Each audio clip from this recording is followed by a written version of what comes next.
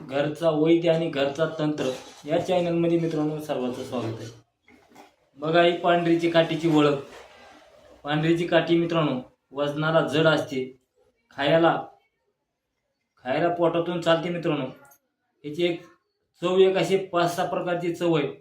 आंबट, खारट, तुरट, सुरुवातीला चुनचुन म्हणजे झेंडूबामसारखी चुनचुन करते, अशी एक ओळख आहे. याची एक ओळख आहे मित्रांनो. काही काट्या लवकर पाण्यात बुडतात, काही बुडत नाहीत मित्रांनो. त्याचपायी पण ओरिजिनल लाकूड पांढऱ्या कलरचं असतं, तुम्हाला खाऊन ओळख येते. काही काट्या काय होतं मित्रांनो, एखाद्या गाव एखाद्या एरियात गेलं तर ती त्या एरियातले त्या घरातले नेगेटिव्ह ऊर्जा वाईट शक्ती ओढून घेतं.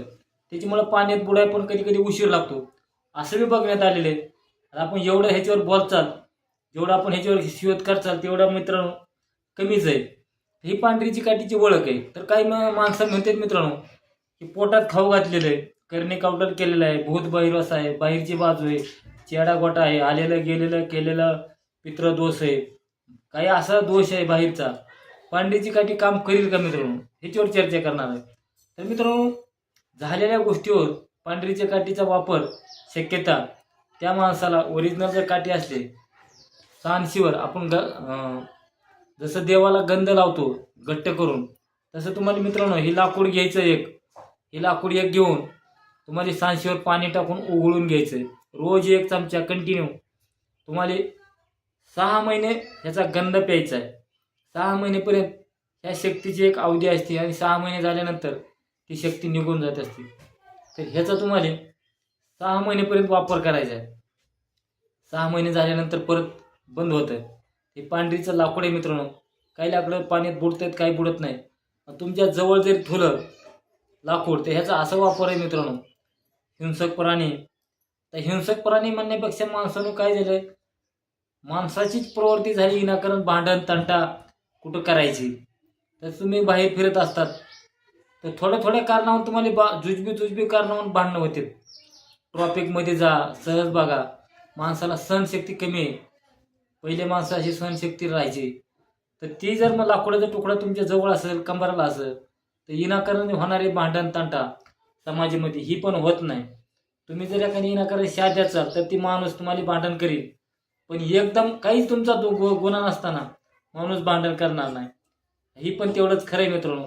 पण मित्रांनो ह्याच्या तुम्ही 2 जाती, मग कुठली वनस्पती कवा काम करील ह्याचं बी सांगता येत नाही. कारण तुम्ही काठीवर घेऊन जाचाल आणि म्हणचाल 100% काम करील, पण ह्याच्यामध्ये प्रत्येक वनस्पतीमध्ये मित्रांनो सांगतो मी 4 जाती असतात.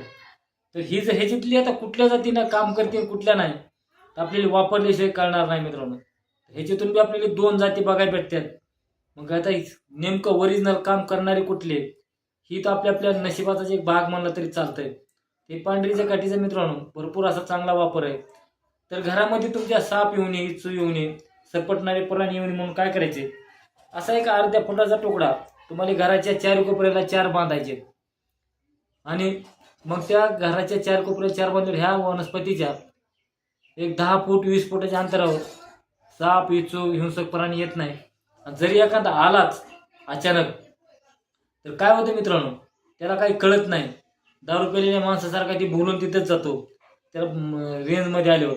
मग त्याला तुम्ही मारू नका, त्याला काहीतरी साप पकडणाऱ्या ह्या माणसाला बोलून त्याला लांब जंगलात नेऊन सोडा. विनाकारण मारणं म्हणजे ती एक पापच आहे. तर ही एवढी कारगर आहे मित्रांनो.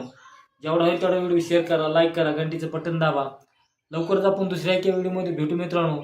पांढरीची काठी लागली तर कॉल करा, काट्या भेटतील आपल्याकडे. 1-2-4 का 4-5 काट्या आहेत शिल्लक. जेवढा होईल तेवढा व्हिडिओ शेअर करा, लाईक करा, घंटीचं बटन दाबा. लवकरच आपण दुसऱ्या व्हिडिओमध्ये भेटू मित्रांनो. चला नमस्कार, राम राम.